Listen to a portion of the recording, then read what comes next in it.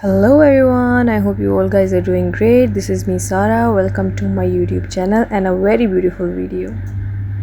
So today is our series part 2 as you saw in my last video.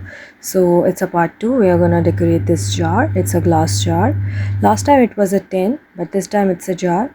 So I hope you will like this video. So I started by using water paint today. In my last video I used acrylic paint, but today I'm using water paint. I hope you all guys will like it, and don't judge it right now. Watch till end for the results, for the outcome. So what I'm going to do is I'm going to give this all jar a yellow color.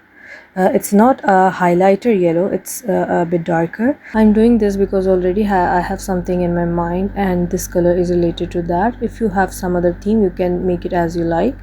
So basically we have finished the yellow color and now it's turn for the black one. I'm covering the proportion with black color from where we close the lid, and now after doing it we will make the face with a marker. If you want, you can also make with paint, and as you like, as it is easy for you. I have created a cute emoji face as you can see, and the proportion where I have painted already, I will give it a clean touch, and it's done. Now it's time for some pinky cheeks, and it's done. You can see the look.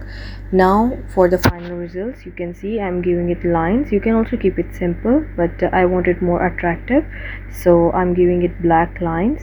So if I will look it and I will just get attracted toward it, and you can see the final results. Markers are also having a cute holder now.